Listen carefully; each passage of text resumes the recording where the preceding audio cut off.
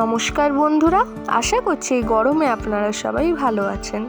স্বাগত জানাচ্ছি আপনাদের বাহারি রান্নাঘরে। আজকে বাহারি রান্নাঘর আপনাদের জন্য নিয়ে এসছে বাড়িতে আপনারা কিভাবে সহজে দই বড়া করে খেতে পারবেন। তো চলুন দেরি না করে স্টার্ট করা যাক।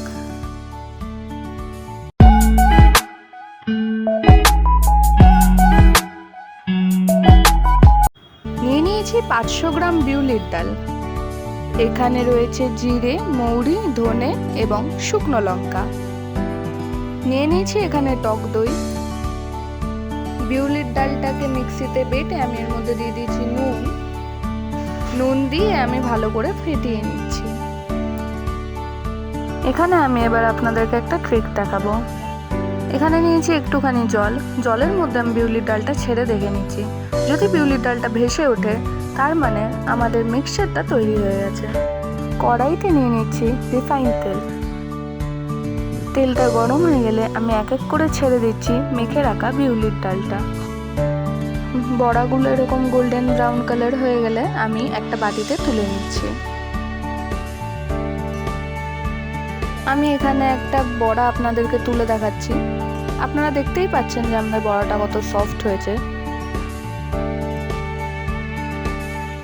এখানে আমি একটা বাটির মধ্যে জল নিয়েছি আর তার মধ্যে দিয়ে দিচ্ছি পরিমাণ মতো চিনি এবং নুন। জলের মধ্যে দিয়ে দিচ্ছি ভেজে রাখা বড়া। এখানে আমি একটা ফ্রাইং প্যানের মধ্যে দিয়ে দিচ্ছি রিফাইন তেল।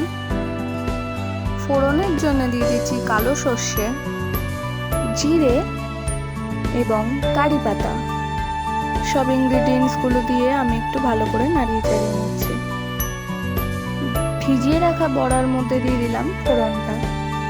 যতক্ষণ এই বড়াটা ভিজছে ততক্ষণের মধ্যে আমি খুবই সহজে একটা গ্রিন চাটনি বানিয়ে নিচ্ছি। চাটনির জন্য আমি মিক্সিতে নিয়ে নিচ্ছি ধনে পাতা, রসুন, আদা, কাঁচা লঙ্কা এবং সামান্য পরিমাণে তেঁতুলের পাল্প। দিয়ে দিলাম পরিমাণ মতো নুন এবং বিট নুন। মিক্সিতে পেস্ট করে নেওয়ার পর আমি এর মধ্যে দিয়ে দিচ্ছি সামান্য পরিমাণে টক দই। আমাদের গ্রিন চাটনি রেডি। একটা বাটির মধ্যে আমি নিয়ে নিয়েছি টক দই।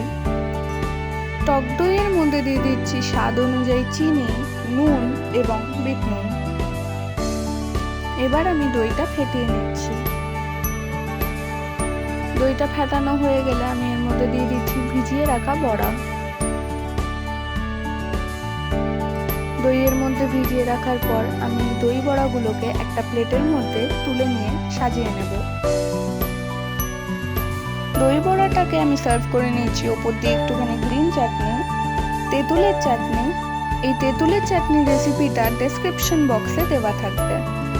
দিয়ে দিলাম একটুখানি চাট মশলা, ভাজা মশলা এবং ঝুরি ভাজা। সো বন্ধুরা, এই ছিল আজকে আমাদের সুস্বাদু দই বড়ার রেসিপি।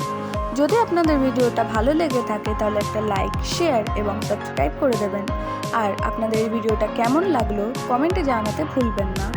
আমার সাথে আপনার দেখা হচ্ছে নেক্সট ভিডিওতে। So till then, bye bye and thanks for watching.